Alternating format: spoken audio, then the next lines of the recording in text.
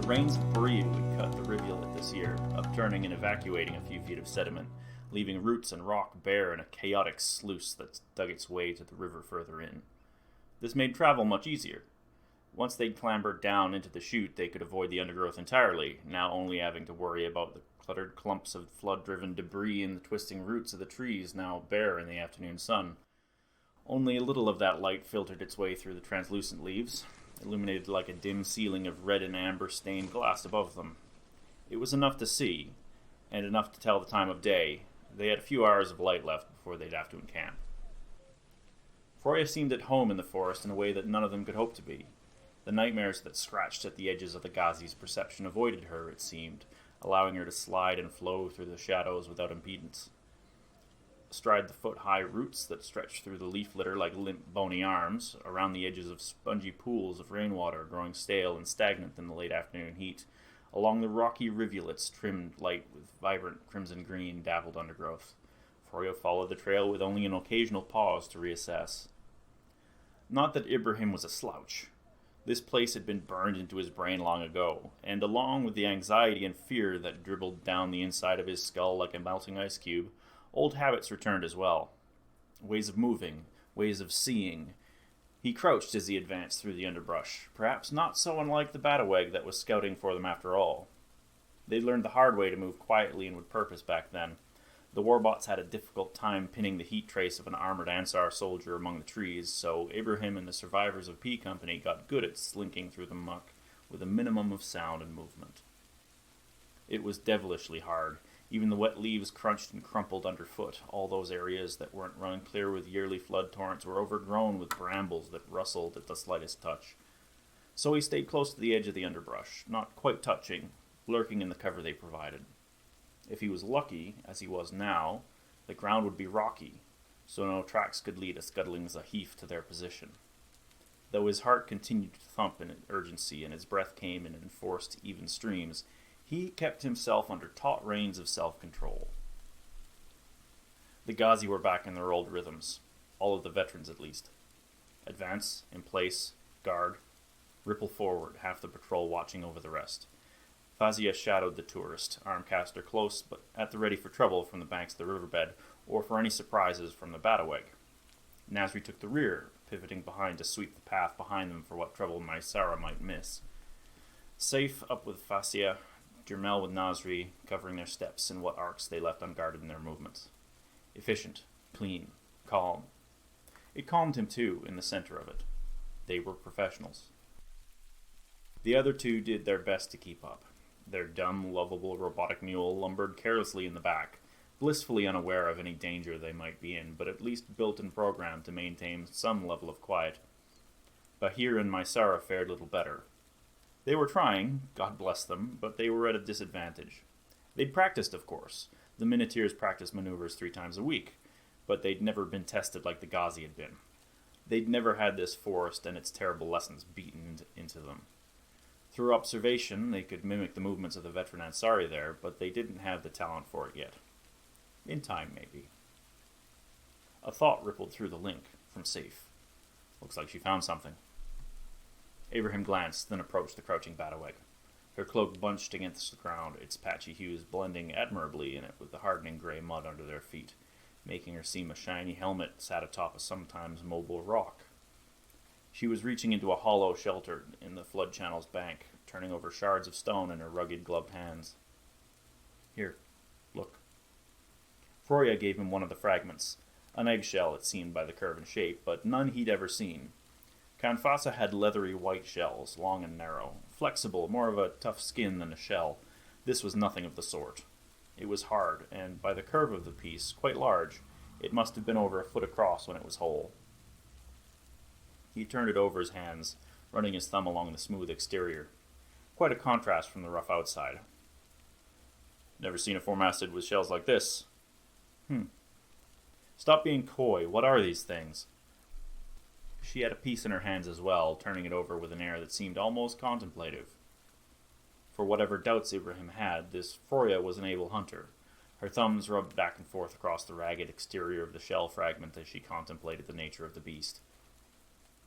Invasive. Similar, though. Maybe a tungsten weave in their shells. You should aim for the shoulder joint. From behind it if you can. Tungsten fiber carapace. He was shocked by the suggestion. How under the sun is that possible? Tungsten weave. Weave. Layered. It's different. Better heat spread. There's no way that's natural. He knew that there were hundreds of breeds of Formacid Resolve. They were one of the apex predators, and they did well here. Mysara had explained what she knew about them earlier that morning so that the entire patrol could benefit from her specialized knowledge, and it painted a more impressive picture of the beasts than he thought it would. Their hostile planet did its best to kill Formacids, as well as humanity, a natural generosity that seemed more about impartiality than kindness. The massive insects had diverged into scores of ecological niches, and with more characteristics than he could keep track of. Some were as small as his hand and could leap from tree to tree, spending their lives in the canopies. Others burrowed in sand, laying in wait for weeks before springing on unwary prey. Some, like Kanfasa, lived in packs, leveraging numbers and a patient sort of intelligence to defend huge tracts of territory. Many could ignite the polymers they digest in their food to breathe out jets of fire, while others spat digestive acids. As far as he knew, though, none were so caustic as to melt a truck tire in minutes or have a tungsten woven into its chitin. His thoughts reached into their comlink along the private channel shared between himself, Fasya, and Nasri. Fas, you getting this? Her voice was thin, but filled with curiosity. Yeah, there might be a mutual that could make this sort of thing in the capital, but out here? A mad science project run loose? Migrating along the coast? No idea. We should take some samples back with us, though. I'll prod Mysara on it. He had to agree with her. A creature of that level of resiliency couldn't be natural, could it? The patrol had taken the moment to rest. Breathers were loosed, canteens came out, and Ibrahim's mind filled with low-level chatter as they broke their advance. Mysara approached, keeping low enough to avoid presenting a bobbing head profile to whatever might be in the forest. It made Ibrahim smile. She was learning far quicker than he first assumed the university student would. She crouched down beside Froya, tall and lean, as she fetched her own sample of the shell. Do you think it's possible we could bring a body back? I've got a lab room back in town. Engineered organisms have scaffold genes that would let us know if these are natural. Maybe you made them, too. You can try. Their acid sacs burst when they die. Turns them to mush in a few minutes. Scales stay intact if you can pry them off, though. How do you know that? Ibrahim cut in, a hard edge at the end of his clipped words. You've seen these things before. Where? Foria seemed unfazed by his growl. Not these exactly, just others like them. Where? Finally an emotional response, but not what he wanted. Her tone firmed. Elsewhere. Mysara, God bless her, injected before Ibrahim could lose his temper. Her cool reply gave him a moment to collect himself. His exhalation a rattled wind in his ears, stifled under his mask. They're engineered, aren't they? Likely. Been trying to find out for a year now. Her tone was once again flat, as blank as the eyes of her helmet. That's why you came here, isn't it? The trail led you here. No trail. Just a hunch. Jermel had been watching their conversation the whole time and took that moment to make his suspicions known. Just a hunch. Following them on a hunch. The large man stood up, crookstaff slung over his shoulder idly as he joined them. From across the sea. Did they swim, too? Foria glanced briefly over and gave his question all of the response she seemed to think it was worth. Ibrahim could see Jermel's mouth set into a harsh line beneath his faceplate. Why'd you think they'd come here? There's a dozen other places they could go to. The accusations made Foria stand as well. She was far shorter than he, but squared her shoulders to his anyways. The Badaweg's tone didn't raise, but for the slightest edge of irritation. I see you're not much of a hunter, then.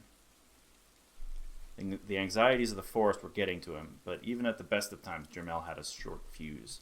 Bahir had earned himself a couple of bruises in finding the lines that were safe to cross with the big Ghazi, but Foria was neither a neighbor nor verdant. She was an outsider, and his patience with strangers was far quicker to deplete.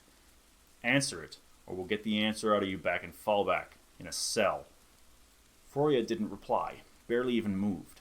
The Bataweg stood stock still for a moment that seemed far too long, until color began to flush Jermel's cheeks in suppressed anger. Her hand moved in a subtle turn of the palm along the haft of her bladed crookstaff. Everyone went silent, reaching for their weapons. Things had accelerated far quicker than Ibrahim thought they could. He raised his voice, which seemed louder in the sudden quiet. "All right. Jermel, your question is a good one. We will get the answer to it." He glanced at the Bataweg pointedly, who hadn't moved. "But right now we're here to get a body of one of these things. Questions can wait until we're back home." Ibrahim fixed Froya with his eyes again. "You will come back with us. You can explain it there. That's not optional." She set the butt of her crookstaff into the ground and nodded. "I swear it." The conviction in her tone and the absence of anger seemed sincere.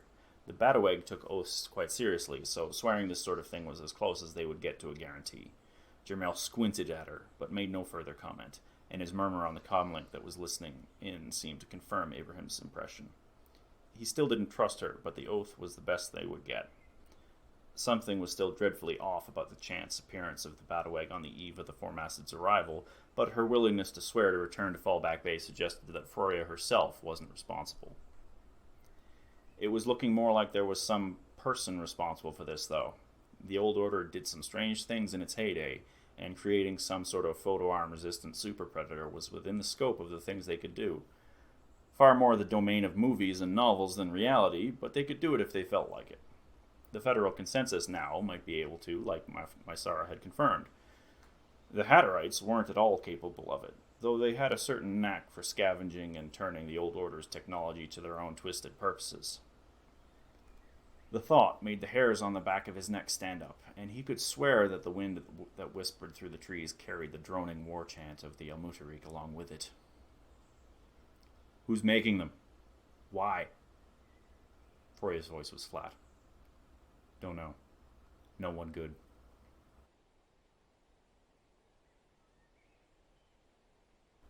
Pacer Patrol came to a stop for the night some hours later, empty-handed. Their wending path had turned back into the forest not long after the nest, significantly slowing their progress. Roots and berms and floodwood created an obstacle course that they labored over, each of them soon huffing beneath their masks, praising their cool vests, and cursing the churned earth. Froya seemed frustratingly immune to the tangle of trees, her soft-soled moccasins light and quick along the Canfasa trail. She'd led them on a quick pace that wandered along the contours of the undulating terrain, leaving Pacer the task of making sure that they wouldn't be surprised by any other creatures springing from the bushes. Despite their preparations, they didn't encounter any more of the strange Four-Masteds that afternoon, until finally the light had dimmed enough to make further travel unwise. Ibrahim called for a halt when they crossed an appropriate rise, not so high as to be visible, and not so low as to be in the muck. Out of sight, out of wind, within the shelter of shoulder-high foliage, and the berm of driftwood that had been swept here by the flood some years ago. Froya seemed nonplussed by the call to stop, but said nothing as the others spread out to pick out the vantage points that offered them the best views of the surrounding forest. They hung omni-cameras like baubles on the arms of the trees that seemed appropriate, their signals popping in one by one on Ibrahim's optical overlay. It was a good enough spot to catch a few hours of rest before continuing on. As they did this, Raza hopped to the center of the camp, high enough that its canister-shaped sensor dome nearly crested the hillock that protected them. Its legs folded under itself as it sat down regally on the leaf litter, shifting side to side like a cat trying to get comfortable before going still. The veterans and rookies alike patted their loyal drone on the top of the head as they loosed their supplies from its sides, a little good luck charm as they set their quick camp. The sun had set, and light was failing quickly. Out in town there would have been a beautiful cascade of oranges and reds, light caught in the dusty skies that seemed alight with lively fire. Here only the faintest ruddy glow managed to filter through the dense canopy above, shifting to a muddy red by the translucent red-green leaves into a hue of color of rust. That baleful dying of the day's light limned everything in the faint gleam of hell itself. Ibrahim did his best to avoid thoughts of when he'd last been here at dusk, but it was impossible. This was the killing hour, the time when the electrostatic signal jammers would pop like fireworks in the sky, and communications would dissolve into static, replaced by the buzzing mumble and cry of the Rafidani roused to murder. He wasn't the only one to feel it. Even Mysara and Bahir were on edge. Their biosignals were as jittery and anxious as the others who'd lived through such times. The stories they'd shared back in town had been met with wide-eyed awe when those two had joined. But here had been first, young and cocky and loud. He still was. Had he been so self-assured back in those days, Abraham was sure the novice would be long dead by now. He had yet to learn the difference between bravery and recklessness. Now, at least, he might survive that sort of an education. For now, though, things were calm. The camp sensor net was up. The thermal shield tents were assembled. Nasri had broken out the ration bag and was upending its contents into the heater, a luxury they never would have risked in the war, but it was unlikely that the firebugs had IR plume cameras. They could use the comfort. Abraham had learned a long time ago that the fears and anxieties of the past were very real and very dangerous, and they weren't things to be powered through. There was a limit to how much the application of resolve could help in overcoming those challenges. Sometimes it was rest and warm food that was needed instead. Sometimes it was tears. Those were all lessons that leading Pacer Patrol beyond the war and into the service of the town's Miniteers had taught him. The greatest weapons that their enemies used hadn't been photo arms or choke gas or fire at all. It was the erosion of the soul, the collapse of kinship, of safety, of emotion, the hollowing out of the heart. They settled in quickly. Bahir and Jermel took up a watch while everyone else unlimbered their wide belts and removed their helmets. Jermel had settled down from his altercation earlier, most likely because the others had avoided talking to him about it in the intervening time. He was the sort of man that didn't appreciate people prying into his feelings. Most of the Ghazi were that way, honestly. Ibrahim did check on him shortly after they resumed march that afternoon, taking a private channel to reassure him that he'd asked the right questions, if not the right tack. Jermel even admitted that it was the forest that was responsible for his outburst, and neither of them needed further explanation. It could have even been pleasant here in another lifetime. The cool, moist air of the forest filled his nostrils, thick with a bursting green sense of life, living and dying in abundance around him. Sounds became clearer somehow, no longer simply filtered through his gut, but through his natural ears. Clicks and chirps came from all quarters as the forest heaved with activity and great swelling tides. Insects swarmed in a buzzing fog of specks in the dying light, avian shakari swooping in constant circling dives as they hunted down their dinner. Other things crawled and rustled and moved, claustrophobic, chaotic, but living, not still with fear or anticipation, but vibrant with life. He and the others exchanged their helmets for head nets in short order, to avoid being picked apart by the swarming bugs that were so dense that the spaces between them seemed as thick with them as with air. Nasri took out a shielded light, its dim yellow beam pointed downwards to avoid being easily spotted, but providing enough light to at least make out the outlines of each other's faces, and enough that he could watch the cooker as it began to murmur its first bubbling hisses. Comfortable sounds, and a comfortable environment. Comfortable enough, at least. Abraham never asked for much, and a curry and sheltered bed suited him just fine at the moment. Froya had removed her helmet with the others and was now scanning the horizon. When Abraham caught sight of her in the dim, he was immediately taken aback. She was no Bataweg. They had dark mahogany skin and adorned themselves with such jewelry that they seemed set with gold. This woman was almost the exact opposite of that stereotype. Her pale skin was ghost-like, luminous in the lamp's glow. Her hair was blonde enough to blend into the same platinum hue. No jewelry to speak of, just eyes framed with black and a heavy liner. Scars, at least, she shared with the Bataweg tradition. Whoever this was, she lived as hard a life as the wandering periphery tribes, though she was certainly not born to them. Their mysterious tourist drew a thermos from beneath her cloak and cracked it open. Steam rose from within. Abraham could smell strange spices from it, bitters and sweets in stark contrast to the rich heat of the curry that was just then beginning to be shared out.